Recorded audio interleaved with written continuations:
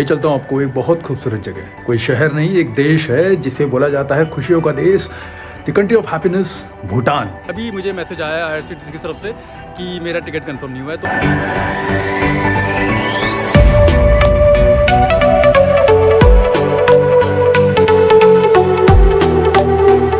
और ये जो गेट आपको दिख रहा है इसके जस्ट पीछे है जयगांव। तो जयगांव वेस्ट बंगाल एंड ये भूटान फिंसलिंग। सितंबर 2022 के बाद भूटान में बहुत सारी चीज़ें चेंज हो चुकी हैं, बहुत सारे नए लॉज और रूल्स आए हैं। तो जो नए रूल्स के हिसाब से कुजू जम्पोला अगर किसी को नमस्कार करना है भूटानी लैंग्वेज में तो कुजू जम्पोला ये मैं सीख के जाऊंगा। जो हमारी अपनी नेटिव कुमाऊनी उत्तराखंडी लैंग्वेज है उसमें तो हम बहुत बहुत धन्यवाद चुतुमर हाँ।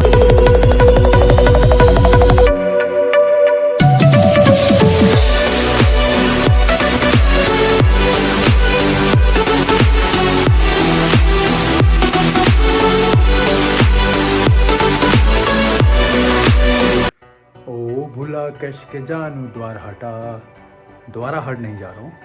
8-10 दिन का बैग रेडी है। ये चलता हूँ आपको एक बहुत खूबसूरत जगह, कोई शहर नहीं एक देश है जिसे बोला जाता है खुशियों का देश, the country of happiness, Bhutan. अभी मैं निकल रहा हूँ हल्द्वानी से निकलूंगा सीधे बरेली, वहाँ से मेरी ट्रेन है और फिर आगे की जर्नी कवर करते हैं। तो वीडियो को पूरा देखना, बाकी वीडियो में आगे बहुत सारी इन्फॉर्मेशन दूंगा, वीज़ा परमिट और जो नए रूल्स आए हैं भूटान में एंट्री के वो सारी। तो करते हैं वीडियो को स्टार्ट भूटान तक। ये मैं पहुँच गया हूँ बरेली के रेलवे स्टेशन में। यहाँ से मेरी ट्रेन है राजधानी न्यू जलपाईगुड़ी के लिए। अगर आपको ईस्ट में कहीं भी जाना है, नॉर्थ ईस्ट में, तो आपको सिलीगुड़ी या न्यू जलपाईगुड़ी तक ही मैक्सिमम ट्रेन चलती हैं। लेकिन अब थोड़ा प्रॉब्लम ये हो गई है कि मेरा वेटिंग लिस्ट 1 था, और वो कंफर्म नहीं हुआ है। अभी मुझे मैसेज आया IRCTC की तरफ से कि मेरा टिकट कंफर्म नहीं हुआ है। तो टेक्निकली ऑनलाइन बुकिंग वालों का अगर टिकट कंफर्म नहीं होती तो उसका मतलब वो बिना टिकट के हैं। तो अब ये जो 22 घंटे हैं राजधानी में, अगर मैं गया तो अब मुझे TT से थोड़ा रिक्वेस्ट करनी पड़ेगी। अगर मुझे पेनल्टी करते हैं, अगर मुझे खड़े भी भेजते हैं, लेकिन मेरा जाना बहुत ज़रूरी है क्योंकि आगे सब कुछ प्लान हो चुका है ना भूटान के लिए। ठीक है, अब देखते हैं कैसे प्लान करता हूँ मैं आगे क्या करना है। तो अभी सबसे मैंने बातचीत कर ली है और चांसेस हैं 99% कि मुझे सीट नहीं मिल रही है, लेकिन 1% है कि सीट मिल सकती है। तो बस वो ही ट्राई कर रहा हूँ क्योंकि यार इसके बाद कोई ट्रेन नहीं है और बहुत मुश्किल हो जाएगी। आ गई है ट्रेन और दिल की धड़कनें बहुत तेज़ है कि अप्रूवल होगा या नहीं होगा।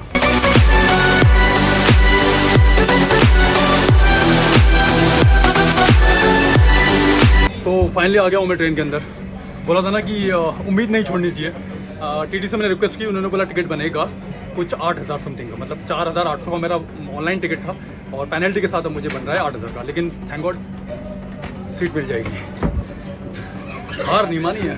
ठीक है,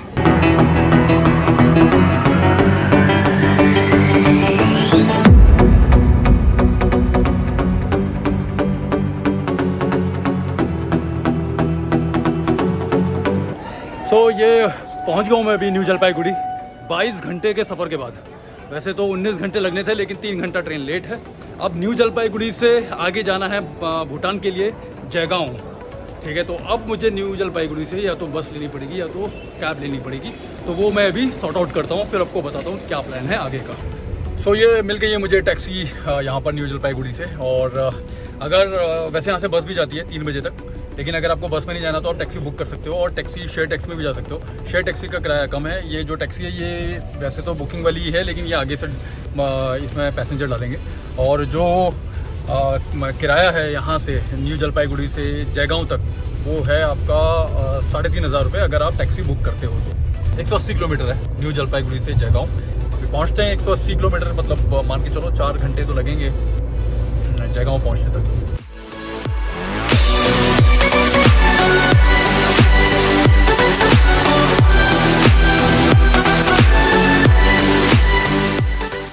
hello, good morning from Jaigaon. ये है जयगांव। कल शाम को मैं पहुंचा यहाँ पर 7 बजे और लेट काफ़ी हो चुका था, फिर शूट करने का कोई फ़ायदा नहीं था। अभी जहाँ पर हूँ मैं, ये है वेस्ट बंगाल इंडिया का आखिरी शहर। जस्ट 2 कदम पे ही जीरो पॉइंट है। जीरो पॉइंट मैं इसलिए बोल रहा हूँ क्योंकि वहाँ से भूटान स्टार्ट हो जाता है। तो अभी मैं निकल रहा हूँ यहाँ से, चेकआउट टाइम हो चुका है, सुबह के 9 बज चुके हैं और अब जाना है परमिट के लिए। वैसे जो ये होटल है ये है होटल शीतल रेजिडेंसी जयगांव में। ठीक ठाक सा होटल है, अच्छा होटल है। सो अगर आप लोग जयगांव आते हैं तो ये होटल को कंसिडर कर सकते हैं। निकलते हैं परमिट के लिए फिंसलिंग। तो ये जो पीछे है ये है जयगांव, ठीक है, और ये है आपका भूटान फिंसलिंग। भूटान का जो फर्स्ट सिटी है फिंसलिंग, यहीं पर ही आपका परमिट बनेगा। तो अभी मैं वहीं जा रहा हूँ परमिट के लिए और फिर आपको बताऊंगा क्या क्या डॉक्यूमेंट्स की आपको ज़रूरत है। Okay, so here is the information time. अभी मैं हूँ भूटान में, ठीक है, और ये जो गेट आपको दिख रहा है इसके जस्ट पीछे है जयगांव। तो जयगांव वेस्ट बंगाल एंड ये भूटान फिंसलिंग। फिंसलिंग भूटान का फर्स्ट शहर है, पहला शहर है ये भूटान का। सो भूटान में एंट्री से पहले आपको परमिट लेना पड़ेगा। तो कुछ कुछ चीज़ों की आपको ज़रूरत पड़ेगी। You need passport with minimum 6 months की वैलिडिटी होनी चाहिए and then you need Indian voter ID. यही 2 डॉक्यूमेंट्स भूटान में परमिट के लिए चलेंगे। इसके अलावा आपका कोई और कार्ड नहीं चलेगा, आधार कार्ड, पैन कार्ड वगैरह कुछ नहीं चलेगा।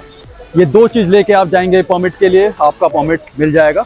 अब इसके अलावा जो इन्फॉर्मेशन है वो है, सबसे पहली बात, सितंबर 2022 के बाद भूटान में बहुत सारी चीज़ें चेंज हो चुकी हैं, बहुत सारे नए लॉज और रूल्स आए हैं। तो जो नए रूल्स के हिसाब से you need to have a car booked already. मतलब आप बिना कार बुकिंग के आप भूटान में ट्रैवल नहीं कर सकते as a tourist. Second thing, guide is mandatory. तो गाइड भी आपको लेना ही पड़ेगा। जितने भी दिन आप भूटान में रहेंगे आपके साथ गाइड होगा। And another thing is that you need to book at least a 3 star hotel.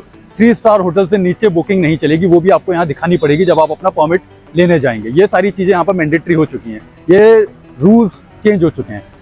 एक और रूल है कि SDF जो कि आपका पर डे का परमिट लगता है, उसकी फीस अब 1200 हो चुकी है। यानी अगर आप 6 दिन रहेंगे तो यू नीड टू पे 7200 rupees at the time of getting the permit. ये आपको देना पड़ेगा। इसके अलावा ट्रैवल इंश्योरेंस इज मैंडेटरी, जिसका 500 पड़ेगा। यानी अगर आप 5-6 दिन के लिए रुक रहे हैं तो आपको 500 रुपये देना पड़ेगा ट्रैवल इंश्योरेंस। वो तो कोई बड़ा अमाउंट नहीं है। और अगर आप अपनी गाड़ी, अपना व्हीकल लेके आते हैं, अपनी कार या अपनी बाइक, तो उस केस में आपको 4500 पर डे यहाँ सबमिट करना पड़ेगा। यानी अगर आपका 6 दिन का ट्रिप है तो इट्स अराउंड 25,000 प्लस। सो इन सबको अवॉइड करने के लिए बेस्ट है कि आप भूटान में आए और पहले से बुकिंग करके आएँ। और गाइड की कॉस्ट है आपकी 1500 to 2000 पर डे, ये वरी करती है। उसके अलावा आपको जो कार आप बुक करेंगे वो 3000 to 5000 वरी करेगी, डिपेंड कि आप कौन सी कार ले रहे हैं पर डे। होटल के चार्जेस अलग हैं, तो ये वो भी मैंने आपको बताया कि आपको 3 स्टार होटल मिनिमम लेना ही लेना है, उससे नीचे नहीं। तो ये सारे रूल्स अभी रिसेंटली चेंज हुए हैं आफ्टर कोविड, और सब कुछ बढ़ गया है। क्योंकि पहले क्या था, आपको भूटान में जो इंडियन ओरिजिन के थे वो अगर भूटान में एंटर करना चाहते तो उनके लिए कोई SDF फीस नहीं लगती थी। यानी जो परमिट फीस है जो पर डे की अब 1200 हो गई है, वो पहले नहीं लगती थी, लेकिन अब लगती है। तो ये कुछ चीज़ें तो हैं जो आपको खर्चा करवाएंगी। तो ये रही मेरी जो कैब है MG EV। यहाँ पर भूटान में क्या है कि इलेक्ट्रिक व्हीकल्स को ज़्यादा प्रमोट करते हैं, क्योंकि भूटान एक कार्बन नेगेटिव कंट्री है। तो उसी को प्रमोट करने के लिए यहाँ पर मैक्सिमम जो कार्स हैं वो आपको EV मिलेंगी। और अभी जो भूटान की गवर्नमेंट है वो इस पर ज़्यादा फोकस कर रही है कि जितनी भी पेट्रोल और डीजल की गाड़ियाँ हैं उनको कम से कम रोड पे लाया जाए। तो यहाँ पर आपको मैक्सिमम EV कार्स ही दिखेंगी, ठीक है। सो बैग डन है और बस अब थोड़ी देर में निकलेंगे, मेरा परमिट आ रहा है। सो हो गई ये जर्नी स्टार्ट थिम्पू के लिए, और बस निकल रहे हैं हम लोग फिंसलिंग से। इट्स ऑलमोस्ट 147 किलोमीटर जो कवर करने हैं, मतलब 5 से 6 घंटे लगेंगे। एंजॉय कीजिए इस पूरे रूट को यहाँ से थिम्पू तक। चलो।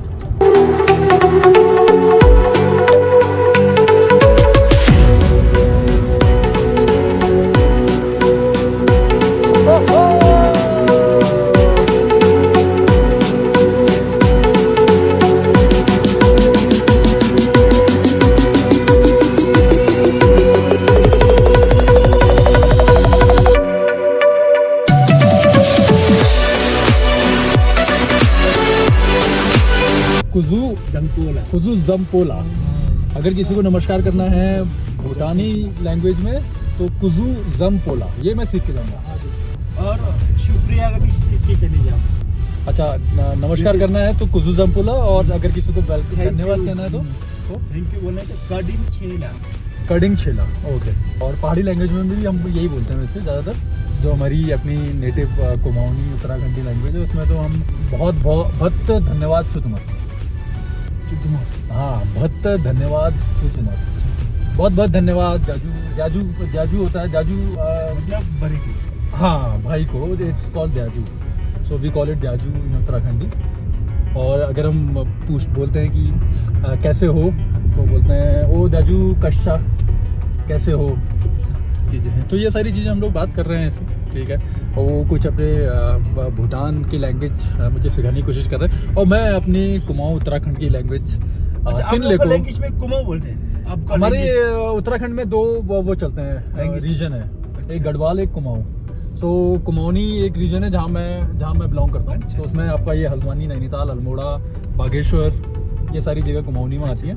और जो गढ़वाल का एरिया है हमारा, जो देहरादून से उधर पे पड़ता है, देहरादून, ऋषिकेश, और अच्छा। फिर उत्तरकाशी और ये सारी जगह, रुद्रप्रयाग ना, ये सब एरिया फिर हमारा गढ़वाल में आता है। तो ये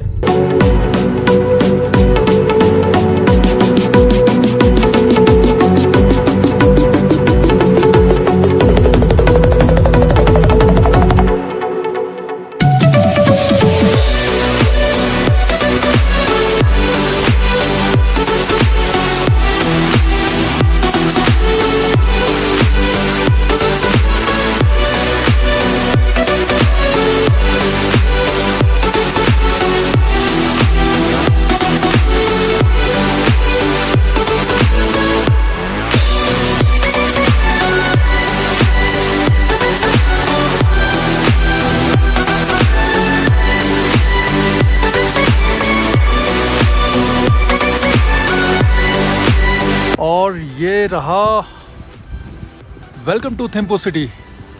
और फाइनली पहुंच गए हैं थिम्पू सिटी में।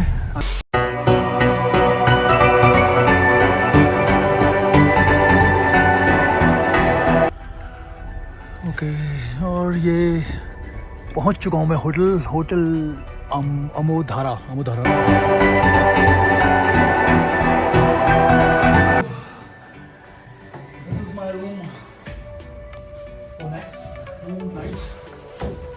थिम्पू में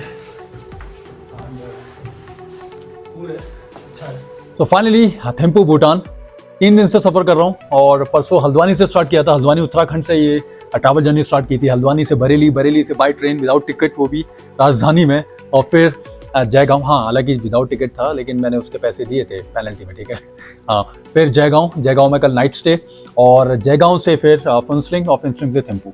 आप तो अपनी गाड़ी से भी सकते हो, आप अपनी बाइक से आ सकते हो, जो कि मैं चाहता था कि मैं अपनी बाइक से आऊँ, लेकिन अब पॉसिबल ऐसा नहीं है नहीं, पॉसिबल है अभी भी, लेकिन उसमें थोड़ी सिचुएशन है। आफ्टर कोविड सितंबर 2022 के बाद भूटान गवर्नमेंट ने सारे रूल्स चेंज कर दिए। तो बिफोर सितंबर 2022 आपको SDF फीस, जो कि परमिट फीस होती है पर डे की, पर पर्सन की 1200, वो नहीं देनी पड़ती थी। आपके लिए गाइड मैंडेटरी नहीं था, आपके लिए कार बुकिंग मैंडेटरी नहीं थी, आपके लिए ये भी मैंडेटरी नहीं था कि आप 3 स्टार होटल पे आप बुकिंग कराओ मिनिमम। आप अपनी गाड़ी से भी आ सकते हैं, ठीक है, आने को आप अपनी बाइक से भी आ सकते हैं, लेकिन पर डे का 4500 आपको चार्ज देना पड़ेगा गाड़ी का अलग से, प्लस जो आपका SDF है 1200 वो, प्लस आपको एक गाड़ी और बुक करनी पड़ेगी जो आपकी गाड़ी के पीछे रहेगा, उसमें गाइड रहेगा आपका, तो वो गाड़ी का अलग चार्जेस, जो कि 3000 to 5000 वरी करेगा, प्लस आपका जो गाइड चार्ज करेगा 1500 to 2000। तो आप सोच लो ना, ये 15000 से ऊपर जा रहा है पर डे, अभी तक आप होटल नहीं पहुँचे हो, ठीक है। तो इस वजह से इन चीज़ों को अवॉइड करने के लिए बेटर है कि आप किसी टूर एजेंसी के साथ आप कनेक्ट कीजिए, ठीक है, उनसे आप सारी बुकिंग करवाइए, वो आपको एक अच्छा सा पैकेज देंगे और उसी पैकेज से आप आ सकते हो, क्योंकि आपके पास कोई ऑप्शन नहीं है। आप अगर रनिंग में, आप करंट में भी फुनसलिंग पहुंचते हो जयगांव के बाद, और वहाँ पर अगर आप बुकिंग करना चाहते हो, तो वहाँ पर हो सके आपको चार्जेस बढ़ जाएं, वहाँ पर हो सके गाइड वाला आपसे 3000 बोले पर डे का, हो सके आपका ड्राइवर जो कैब आप बुक करना चाहते हैं वो आपसे बोले कि मैं 5000 लूँगा, फिर आपके पास कोई ऑप्शन नहीं रहेगा, राइट। तो हैजल फ्री ट्रैवल के लिए इट्स गुड कि आप पहले से बुकिंग करवाएं किसी एजेंसी के थ्रू। इंडिया में भी एजेंसी हैं, वेस्ट बंगाल में आपको मिल जाएंगी जयगांव में, ठीक है, और बाकी आपको भूटान की तरफ से भी बहुत सारी एजेंसीज मिल जाएंगी। तो ये सारी चीज़ें हैं। तो आई होप ये इन्फॉर्मेशन आपको पसंद आई होगी और ये जर्नी आपको पसंद आई होगी। मिलते हैं आपसे कल, ठीक है, और एक्सप्लोर करेंगे थिम्पू। लंबा सफ़र है क्योंकि थिम्पू के बाद है पुनाका, पुनाका के बाद है पारो, पूरा हफ्ता अभी मैं यहीं हूँ भूटान में, ठीक है। तो कनेक्ट करते हैं उससे, और stay tune to Vicks entertainment और ट्रैवल फिल्म मेकर। सब्सक्राइब कीजिए चैनल को, ताकि ट्रैवल से रिलेटेड इन्फॉर्मेशन आपको शेयर करता हूँ। Take care, bye.